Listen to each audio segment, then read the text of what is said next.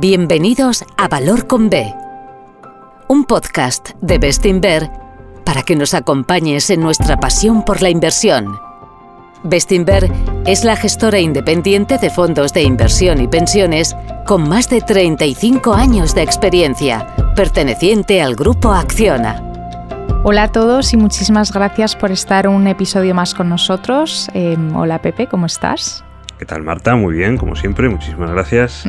Como es tradición en Bestinver, la semana pasada tuvo lugar nuestra conferencia con inversores en el campus de Madrid y estamos muy contentos porque cada año se unen más inversores viniendo físicamente al campus. En total fueron más de 400 inversores que siguieron en directo a la conferencia y por streaming más de 1.000 personas pudieron ver las presentaciones del equipo de inversión y, bueno, hablar con nuestros gestores. Y disfrutar del cóctel después también. Exacto. Y después del acto en sí de la conferencia, eso es, los inversores que se acercaron y bueno, los que formamos parte del equipo de Bestinver compartimos un cóctel que a ti es sin duda lo que más te gusta, confiesa. Bueno, es que yo voy exclusivamente por el cóctel. Bueno, pero lo digo de verdad. Creo que el cóctel... Bueno, pues es una excusa perfecta para poder hablar con otros inversores y además hacerlo después de más de 2 horas en la que explicamos cómo vemos el mundo, qué esperamos del entorno para diferentes tipos de activos, cómo tenemos las carteras estructuradas, qué esperamos de ellas, damos ejemplos de inversión, así que es un encuentro muy enfocado precisamente a eso que nos interesa a los que tenemos pasión por el mercado, ¿no? Y además te voy a decir otra cosa que espero que anime a venir el año que viene a los que nos están oyendo y no se han acercado este año ni el anterior. Yo disfruto especialmente cuando estoy hablando con un inversor de cualquier cosa, ¿vale?, que hayamos tratado durante la presentación, y después de un rato pues se nos van uniendo 2, 3 más inversores más ahí en el cóctel y empiezan a hablar entre ellos pues contando sus experiencias personales, ¿no? Y ahí me quedo callado y disfrutando mucho de lo que nos cuentan. Uh-huh. Que fíjate, o sea, por ejemplo, este año estábamos ahí hablando un grupillo que se formó, gente que lleva 20, 25 años con nosotros, que han pasado prácticamente por todos los entornos de mercado y lo que siempre cuentan son las crisis que han ido superando. Se lamentan si no tenían capital disponible para invertir en una de ellas y se alegran y cuentan su experiencia, ¿no?, de haber podido invertir en lo peor de las crisis de 2010, de 2020, de 2022, y al final esa importancia de aguantar, ¿no?, de no ponerse nervioso, de invertir cuando la bolsa cae, pues son cosas importantes, pero creo que se escuchan de manera diferente cuando te lo cuenta alguien que no es profesional, ¿no?, alguien con el que un inversor individual puede sentirse más identificado, por así decirlo. Pues no sé, pues esos son intercambios de experiencias, consejos que se dan en esos encuentros que son valiosísimos, y eso es algo que las personas que han podido venir a la conferencia pues, han podido compartir y es muy enriquecedor para todos, desde luego para mí, ¿no?, que siempre aprendo cosas nuevas de ese contacto directo, así que pues lo que tú dices, que confieso que podemos decir que yo vengo por el cóctel. Exacto, vengo por el cóctel. Muy bien. Pues bueno, centrándonos en las presentaciones que ocurrieron antes del cóctel, bueno, pues como en todas nuestras conferencias anteriores, lo que tratamos de hacer es primero rendirles cuentas sobre todo lo que han afectado a nuestros fondos a lo largo del año. Segundo, explicar lo que esperamos de nuestras carteras de renta fija y renta variable de cara a los próximos años. Y tercero, responder a todas las preguntas que nos han ido llegando y que nos hacen ahí en directo.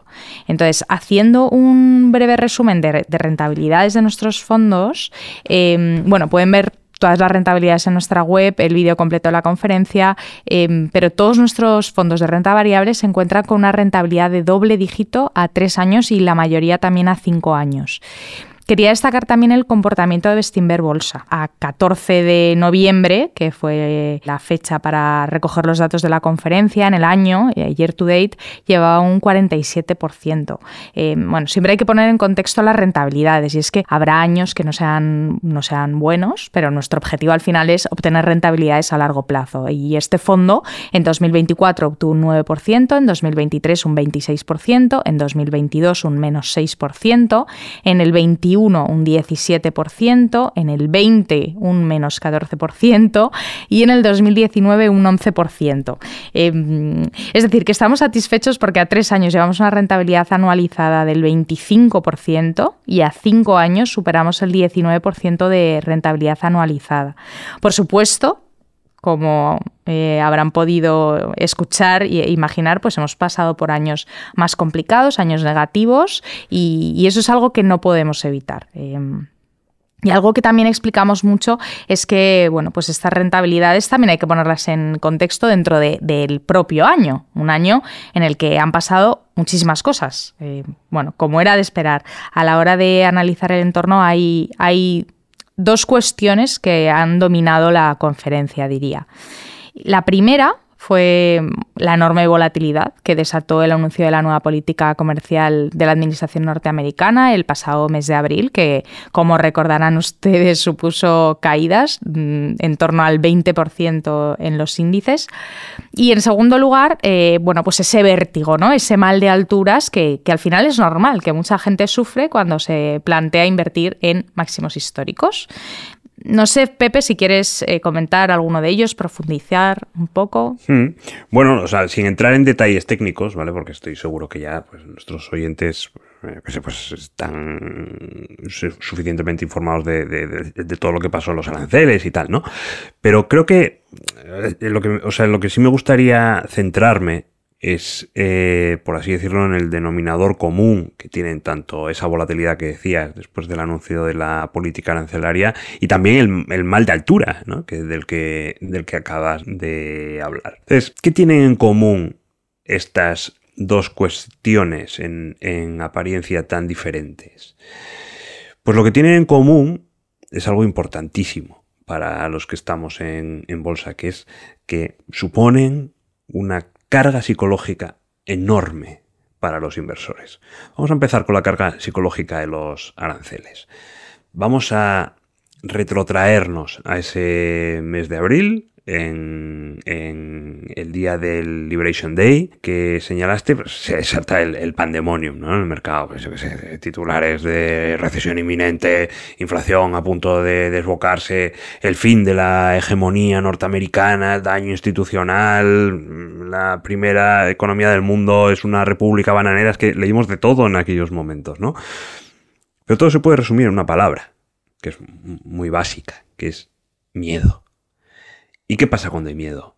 Pues que la bolsa cae porque los inversores venden en modo liquidación, ¿no? Luego, la mayor parte de los casos en los que hay tanto miedo, pues las cosas se van encauzando, ¿no? Esa es la realidad. También pasó en este episodio de los aranceles, ¿no? Pues esos peores escenarios que se habían descontado en el primer minuto, pues se descubre que no se van a dar, aparecen los acuerdos entestados, las empresas se adaptan, las que pueden, las buenas, ojo, y el mercado va recuperando terreno perdido, ¿no? Podemos decir que ese patrón de noticia inesperada, venta en pánico y recuperación no es raro. Bueno, de hecho, es bastante habitual, ¿no? Tan habitual como que si nos vamos hasta 1980, pues prácticamente en la mitad de los años alcistas del S&P, en algún momento del ejercicio, la bolsa ha tenido caídas de doble dígito que al final se recuperan en cuestión de semanas o meses. Eso es lo normal, podemos decir, para un buen año. Y sin embargo, cada vez que esa caída ocurre, por normal que sea, mucha gente entra en pánico pensando que ha llegado el fin del mundo financiero y todo esto. Y ojo, siempre hay un motivo plausible para que ese fin del mundo ocurra, ¿vale? Y por eso suceden las caídas. La gente no es tonta, nadie vende en pánico porque sí. Pero la lección es que ese gran miedo, sea el que sea, porque los ha habido de todos los colores, ese gran miedo casi nunca termina por materializarse. Y por eso las caídas ofrecen una buena oportunidad de compra, ¿no? Y ahora mismo la bolsa americana, que se lleva subidas pues casi del 15% en el año, del 30 y muchos por ciento desde los mínimos de abril, y seguro que después de Liberation Day pues hay mucha gente que hubiera dicho que ese desempeño tan positivo que ha tenido la bolsa, que está teniendo la bolsa, era literalmente imposible. Bueno, pues como pueden ver, es la misma historia de siempre. Y para mí es el gran secreto de los mercados. Con un poco de conocimiento del comportamiento histórico de las bolsas, creo que hubiera sido bastante sencillo mantener la calma y aprovechar para comprar en aquel mes de abril, basados en el patrón tan común de los años positivos. Y por eso en Bestinver nos dedicamos con todas nuestras fuerzas a explicar esto en los webinars, en los blogs, en este podcast, ¿no? Que es al final añadir un poquito de formación financiera, un poquito de educación financiera y de esta forma conseguir algo más de sangre fría, ¿no? Ese es el secreto de la bolsa para mí. Y para enfrentarse a un mercado en máximos, más o menos lo mismo, ¿no? Sí. más o menos lo mismo, por no decir exactamente lo mismo, porque la receta es la misma, ¿eh? Es que vamos a ir otra vez a la parte histórica, ¿te parece? Vamos otra vez a los años 80. Época de inflación, tipos altos, recesiones económicas, el crack de la bolsa en el año 87, una época complicada. Pues con todo ahí tenemos uno de los mayores mercados alcistas de la historia, subidas del 17% anual en la bolsa norteamericana. Y en esa década, que fíjate que incluye la caída del año 87, el mercado marcó 190 máximos históricos. Esos máximos históricos eran señal de buenos fundamentales, eran señal de buenas valoraciones, a pesar de todo el ruido macro que se pudo montar en algún momento. Y el resultado, como decimos, pues fue un mercado alcista impresionante. Eso por la parte de los años 80, ¿vale? Repito, 190 máximos históricos en esa década. Ahora vamos a la década de los 90, ¿vale? Los felices 90. Tipos de inflaciones muy a la baja, productividad al alza, la Pax americana, Internet, ojo, también la crisis de los tigres asiáticos, el pinchazo de la burbuja japonesa, para que se vea que no todo es bueno. Y con todo, hablamos de una década con 307 días marcando máximos históricos y unos retornos anuales del 15%. ¿Acabó mal? Acabó mal. Pero como estamos hablando de educación financiera para mantener lo de la sangre fría, respecto a este final macabro que tuvieron los 90, quiero decir dos cosas.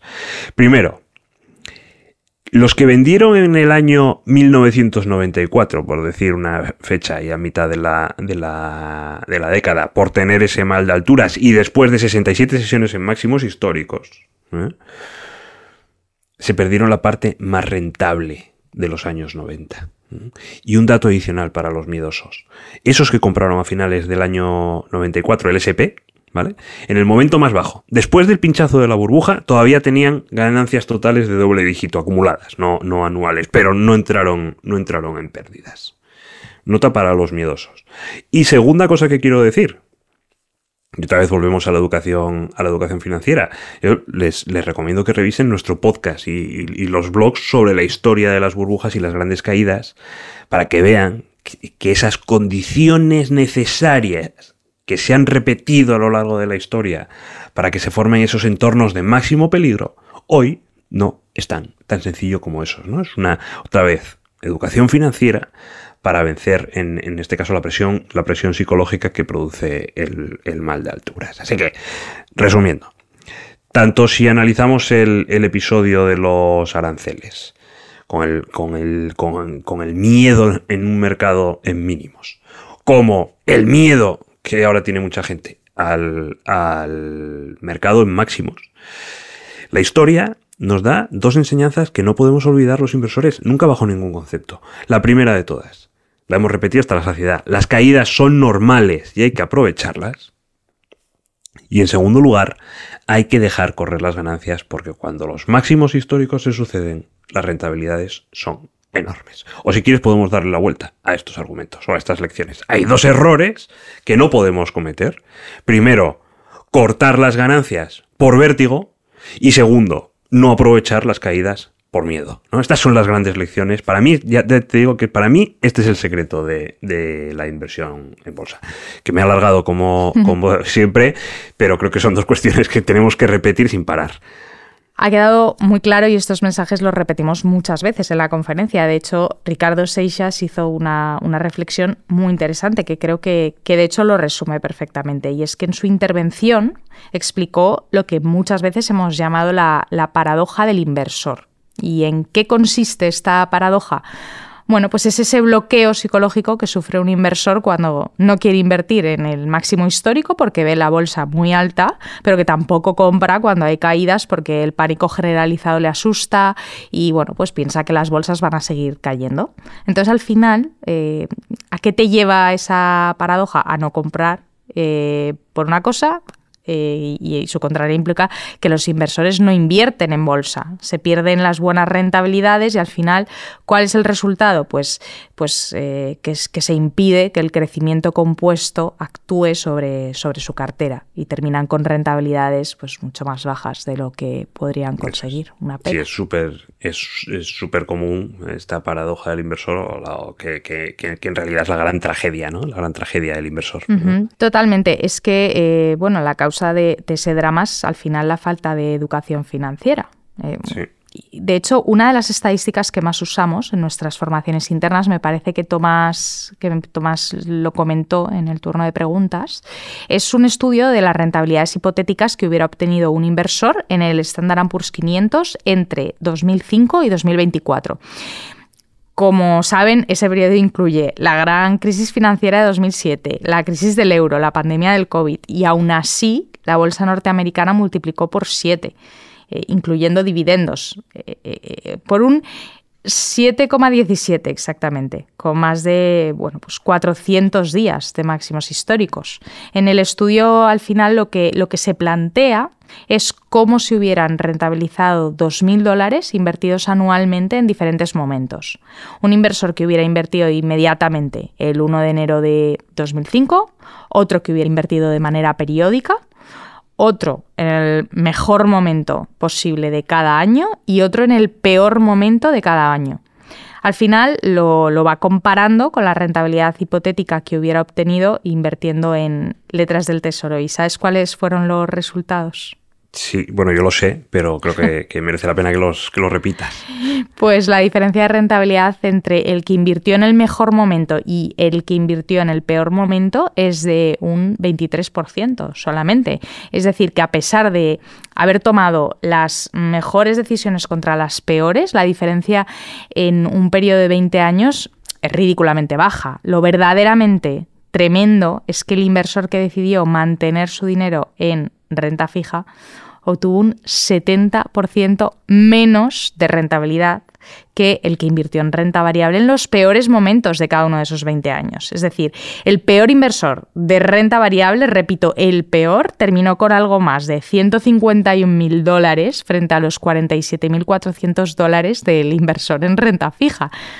Es tremendo, pero ojo, que aquí en renta fija no es que el activo sea malo, sino que esto es un estudio desde 2005 al año 2024, son casi 20 años, y nosotros siempre decimos que la renta fija es un activo estupendo para periodos cortos. Pero exactamente, claro, estamos hablando de un horizonte en el que el activo, para un horizonte a largo plazo, tiene que ser la renta variable, ¿no? Al final es una estadística demoledora para demostrar esto, y por eso la formación financiera es tan importante. Sí, claramente es medio camino la información financiera. Pero es que, además, Mark Jacopacci, nuestro director de inversiones, nos estuvo explicando el entorno, ¿no? Que tiene buenos fundamentales. Un factor importantísimo es la solvencia de las familias y de las empresas, que es más alta que nunca, especialmente en Europa. También la solvencia del sector bancario a nivel mundial, que es muy alta. Todo esto pues limita el riesgo sistémico a nivel privado, ¿no? En segundo lugar, nos comentaba que en Europa tenemos planes de estímulo muy importantes que empezarán a implementarse y a notarse a partir de 2026. Y con el añadido de ese posible impacto por la adopción de las medidas del Plan Draghi, que son esenciales desde el punto de vista estratégico. Por otro lado, por el lado de Estados Unidos, en tercer lugar, esperamos que las rebajas fiscales a empresas y familias sirvan de nuevo impulso al crecimiento en este nuevo año que entra. Y por último, hablando de los beneficios empresariales, están en niveles sólidos y las valoraciones en bolsa en general son razonables para un entorno de crecimiento, tipos e inflaciones moderadas y buenas tasas de rentabilidad en las compañías cotizadas. Yo creo que estos 4 puntos lo que dibujan al final es para la renta variable un mercado positivo. Evidentemente no sin volatilidad, porque como hemos dicho, incluso en años alcistas pueden ocurrir caídas relevantes, pero para inversores de largo plazo capaces de mantener la calma, bueno, el entorno es positivo. Y Pepe, me gustaría que comentases un poco por la parte de las carteras. Pues comentarios muy en línea con lo que estás diciendo de este entorno positivo. Creo que, bueno, pues por la parte de tanto de renta variable internacional como de renta variable ibérica, pues al final lo que se explicó en la conferencia, pues es que ese trabajo diario del equipo de inversión está centrado siempre en mantener los potenciales de la cartera los más altos posibles. ¿Y cómo hacemos esto? Pues de 2 maneras. Primero, invirtiendo en empresas con buenos negocios, con negocios que sean mejores que la media y comprándolas a valoraciones lo más bajas posibles. Y en segundo lugar, mantenemos los potenciales y los hacemos crecer gracias a los cambios que vamos haciendo en la estructura de la cartera a medida que los precios de las acciones se mueven. Muy sencillito. Por ejemplo, es una empresa que sube un 20%, por decir algo, pues lo normal es que después de la subida pues sea un poquito menos atractiva que antes, ¿no? Entonces pues vendemos un poquito y ese capital que sacamos de ahí lo reinvertimos en otra compañía que por la que sea pues se haya caído o se haya quedado rezagada, ¿no? Entonces, desde fuera, un inversor pues igual ve que las empresas son las mismas, han podido cambiar un poquito los pesos y bueno, pues sí, que el liquidativo sigue cerca de máximos, ¿no? Desde fuera parece que no ha cambiado gran cosa. Pero en realidad, esas rotaciones que explicamos muchas veces sirven para ir añadiendo mucho valor y expandir las rentabilidades que esperamos de la cartera. ¿Por qué? Porque vamos reciclando capital de posiciones que ya han ido madurando, lo vamos reciclando en otras que todavía están por madurar. Entonces, aunque eso no se ve reflejado en el valor liquidativo diario del fondo, pues a largo plazo la expectativa del capital va aumentando, ¿no? Y otro factor que insistimos mucho en la conferencia es en lo de comprar buenos negocios. ¿Y por qué esto es tan importante? Bueno, pues porque a largo plazo, y esto es lógica total, la rentabilidad que van generando las acciones suele reflejar el desempeño de una empresa o de lo que van creciendo sus beneficios, de hecho de otra forma, ¿no? Por eso en la conferencia, Tomás, que esto lo lleva haciendo ya varios años, transforma Bestinver Internacional como si fuera un holding, ¿no? Y para eso une todas las compañías que hay en cartera como si fueran una sola y explica lo que esperamos de ese holding, entre comillas, que es Bestinver Internacional desde el punto de vista de los beneficios agregados de todas las empresas. Pues bien, ¿qué esperamos de esos beneficios agregados?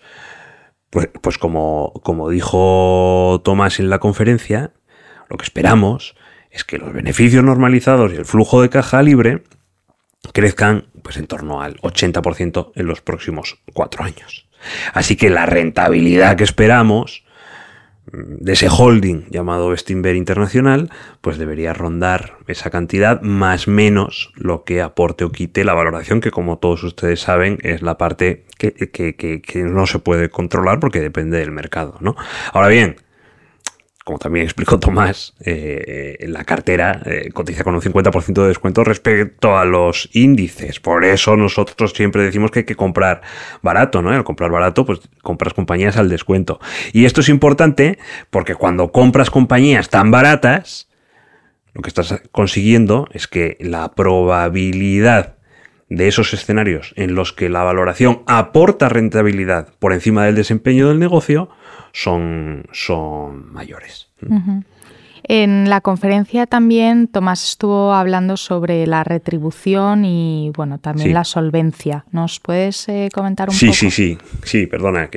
Y fíjate, en ambos casos mensajes muy importantes como accionistas de ese holding, ¿no? Primero, sobre la solvencia. Pues ahora mismo Bestinver Internacional, ese agregado de las posiciones de Bestinver Internacional, tiene aproximadamente, número redondo, un 8% del valor de mercado en caja neta. ¿Qué quiere decir esto? Pues que un 8% del valor del fondo se justifica por dinero contante y sonante que las empresas tienen en su cuenta bancaria. Si hubieran visto esas empresas la conferencia, en vez de tenerlo en el banco, lo tendrían en Bestinver corto plazo, pero eso ya hablamos luego. Claro, cuando las compañías tienen el 8% de su valor en caja neta, es decir, caja descontando la deuda, que esto quiere decir que el riesgo financiero es muy bajo, porque son balances absolutamente solventes, son muy sólidos. Pero hay otro factor que muchas veces no lo ponemos encima de la mesa, pero que también es muy importante. Cuando una compañía tiene tanta caja y tan poca deuda, hay un factor que se llama la potencialidad, ¿vale? Respecto a lo que puede hacer esas empresas con ese músculo financiero, ¿vale? Las empresas pueden usar su músculo financiero para invertir en el negocio y hacerlo crecer todavía más de lo que esperamos, ¿no? Así que, bueno, pues teniendo en cuenta esos balances tan fuertes, pues no podemos descartar sorpresas positivas en el desempeño de los negocios. Eso por la parte de la solvencia. Me habías preguntado también por la retribución. Eso es. Pues sobre la retribución hay otro factor muy, muy atractivo, porque entre dividendos y recompras de acciones propias, los accionistas de ese holding llamado Bestinver tenemos una rentabilidad anual que supera el 4%. O dicho de otra forma, esto también es muy importante, nuestras empresas nos pagan por esperar a que las tesis maduren. Y lo que es mejor, como esperamos que sigan generando caja durante los próximos años, como acabo de decir, en vez de guardarla en la cuenta corriente y seguir acumulando caja neta en el banco, creemos que lo más probable es que según vayan pasando los años, esa rentabilidad, esa retribución va a ir creciendo a medida que pase el tiempo. Es decir, que la paciencia va a pagar y tenemos ahí un buen motivo para aguantar los episodios de volatilidad que seguro van a ocurrir en los próximos años. Y ojo, perdona Marta, una nota adicional. Digo esto que seguro, no porque tenga una bola de cristal y sepa que va a haber una crisis o porque el entorno me parezca especialmente preocupante, que no me lo parece, sino que lo digo porque siempre ha sido así. Porque esa es la naturaleza de la bolsa, porque la bolsa fluctúa, porque de vez en cuando la bolsa cae. Pero, por favor, cuando esto ocurra, que ocurrirá, ¿vale? Pero que es perfectamente normal, cuando esto ocurra, piensen en las empresas, piensen en estos datos del holding que les estoy explicando, piensen en que todos ustedes, inversores de Bestinver Internacional, tienen una cartera formada por buenas empresas a buenos precios. Esa es la mejor combinación para el capital de un inversor. No olviden nunca esto. Totalmente. Y sobre la cartera, les recomiendo que vean la intervención de Tomás, porque es verdad que por primera vez, en lugar de dividirla, desglosarla por sectores, lo hemos hecho en función de tesis de inversión. Así explicamos de manera más directa qué tenemos exposición en la cartera o, bueno, pues cuáles van a ser las dinámicas que nos van a beneficiar. Además, así también creemos que queda claro el valor de la diversificación y del equilibrio. Tomás explica, por ejemplo, que un 11% de la cartera está expuesta al ciclo de construcción con empresas como Arcelor, Holcim o Saint-Gobain. Esa parte de la cartera, o bueno, esa tesis de inversión, nos hará ganar dinero a medida que los planes de estímulo en Europa, por ejemplo, pues se vayan implementando. Por otro lado, nos estuvo hablando de una parte de la cartera que es una tesis sensible a los tipos de interés. Ahí tenemos el 8,5%. Compañías como Barclays, Nordea, Lloyds, que se benefician de posibles subidas de tipos. Entonces, ahora bien, en un escenario de subida de tipos, no descartamos que la tesis de ciclo de construcción nos dé una herramienta algo menor, pero ganaríamos más en las empresas de las tesis de tipos de interés. Y al revés, si los tipos caen, posiblemente ganemos algo menos en las tesis de tipos, pero algo más en la de construcción. Entonces, de esta forma, lo que pretendemos es mantener un equilibrio entre diferentes escenarios. Ese es un punto muy importante al final de la gestión activa y del valor que se le aporta.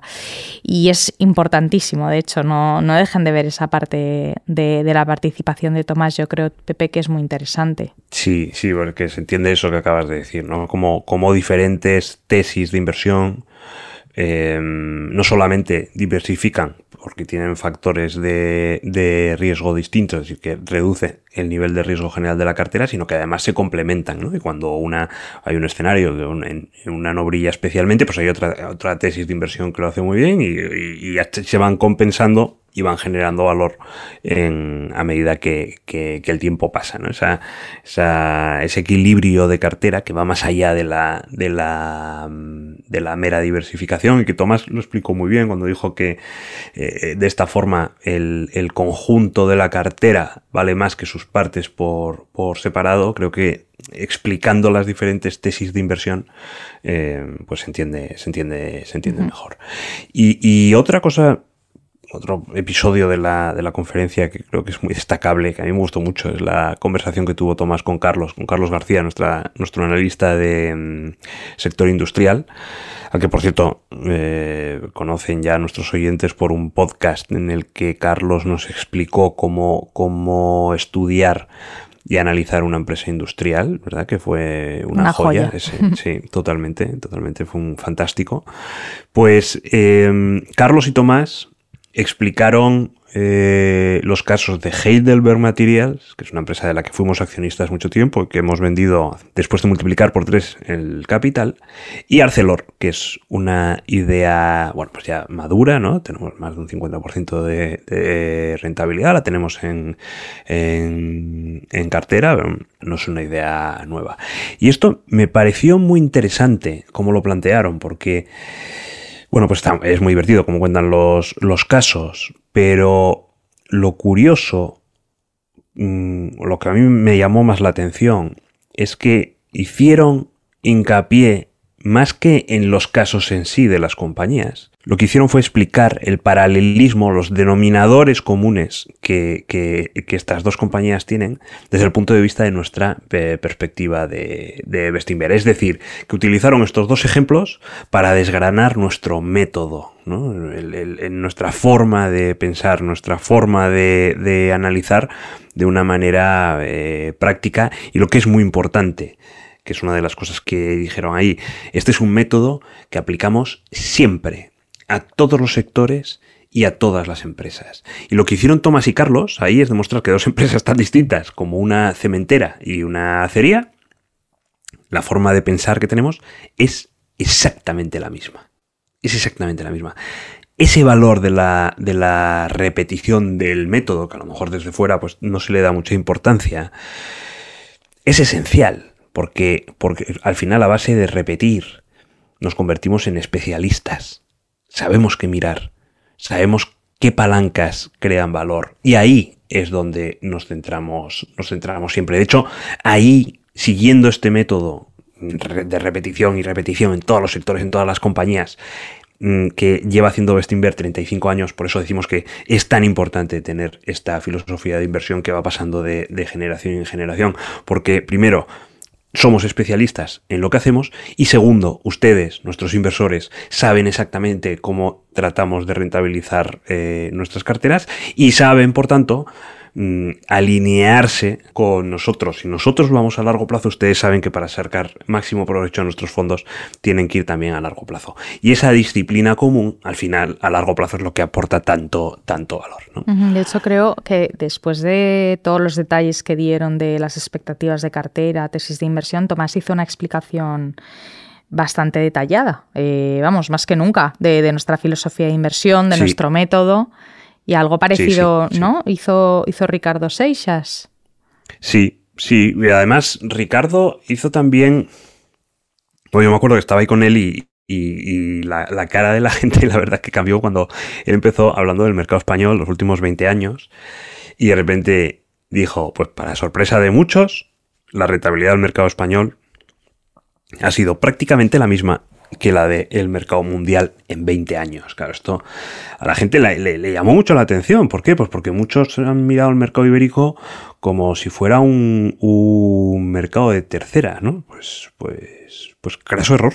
En Iberia, que es un mercado al que personalmente adoro, tenemos compañías de primer nivel, empresas líderes, equipos directivos excelentes y además, gracias al estigma que ha tenido desde hace casi 2 décadas, pues esas compañías han cotizado valoraciones muy bajas y han permitido obtener pues esas rentabilidades de primera división que comentaba Ricardo, ¿no? Y de hecho, fíjate que en todo este periodo, Bestinver Bolsa ha tenido mejor rentabilidad que el propio mercado ibérico y que el mercado mundial por un buen margen, ¿no? Al principio del podcast decías que casi llevan un 50% de rentabilidad este año y desde 2002 han multiplicado por 8 veces y pico, ¿no? Rentabilidades del 10,3% anual, decía Ricardo en la conferencia, que es una barbaridad y desde luego sorprendió a muchos que estaban ahí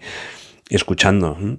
Y respecto a la forma de trabajar, te voy a hacer una confesión, voy a hacerles una confesión. Yo me he pasado una buena parte de mi carrera profesional gestionando fondos de bolsa ibérica, diferentes casas, ¿no?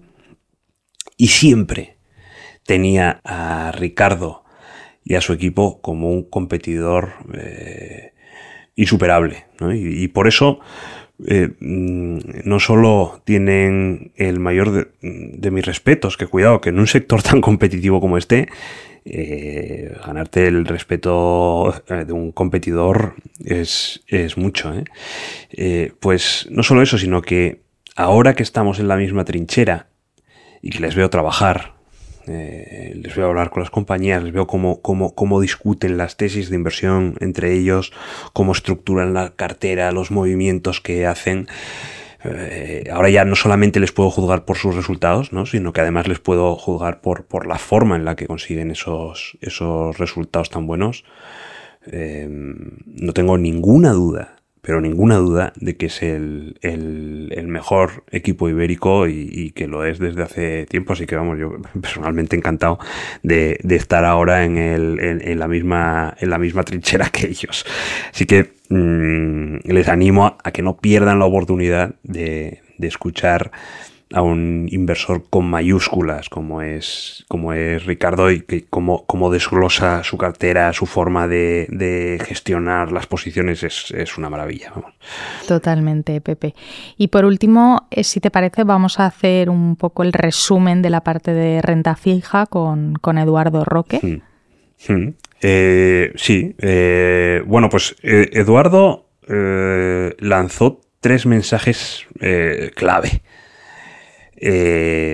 Primero de ellos, que después de unos años de alta volatilidad en renta fija, que ha ido explicando en las conferencias anteriores, por fin parece que en 2025 el mercado está volviendo a su normalidad. Es decir, que la renta fija vuelve a ser ese activo tranquilo que ha sido siempre, ¿no? Y que tradicionalmente el inversor en renta fija le demanda. Segundo mensaje.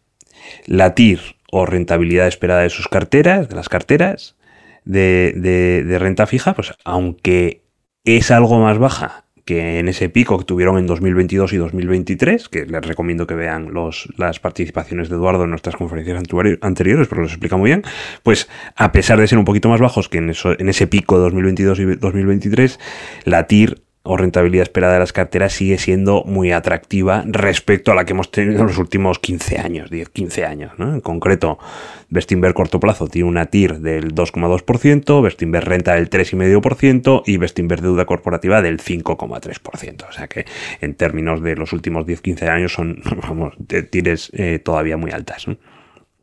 Y tercero, y esto es una cosa que nos interesa a todos nosotros. Y antes dije las compañías que tienen saldo en caja, pero también a esas familias que tienen su dinero en depósitos y cuentas corrientes, pues porque es un dinerín que tiene ahí que, bueno, pues para unos meses, menos de un año que lo voy a tener, tampoco me va a producir tanto, y lo tienen en depósitos o cuentas corrientes prácticamente muertos de risa, ¿no?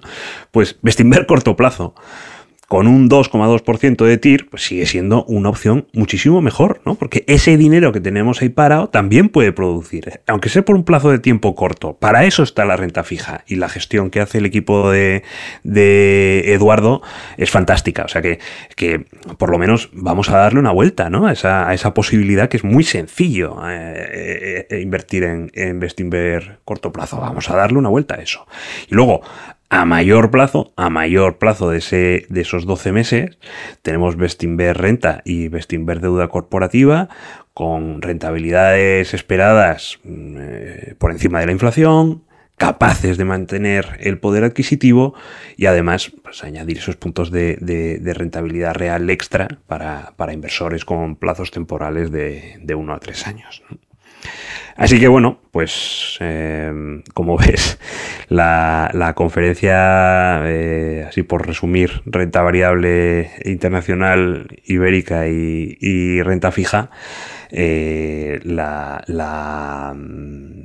conferencia dio muchísimos mensajes para compartir en ese cóctel, mensajes que explican por qué afrontamos el futuro con confianza, y que incluso en un entorno tan complejo como este, pues es que las oportunidades para generar valor están ahí, ¿no? Pues Pepe, se nos acaba el tiempo. Una pena. Como siempre. Una pena, siempre nos pasa igual. Así que sí, yo solo, recomendarles a todos ustedes que vean nuestra conferencia en diferido. Tienen la grabación en nuestro canal de YouTube, especialmente, ya que Pepe ha explicado con tanto detalle las ponencias, sí que les recomiendo que vean el turno de preguntas, que este año ha sido bastante más largo que los anteriores. Hacemos repaso de algunas posiciones por las que nos han preguntado. También fondos, cuestiones macro, de todo un poco. Así que, seguro que les gusta. Y además sales tú, gracias. Que eso no lo dices, pero también Exacto. En ese turno de preguntas ahí estás tú, para que se vea que el equipo de Valor con B estamos para todo. Y además después animarles a que el año que viene se pasen por el campus y hablen con nosotros y nos cuenten también su experiencia como inversores, ¿verdad? Sin duda. Es lo mejor, como ha dicho Pepe, y se lo agradecemos mucho cuando vienen en persona. Así que nada, muchísimas gracias como siempre, Pepe, a todos los oyentes por escucharnos y hasta el próximo episodio. Muchas gracias a todos. Gracias por escucharnos. Volveremos pronto con otro episodio de Valor con B, un podcast de Bestinver. Hasta pronto.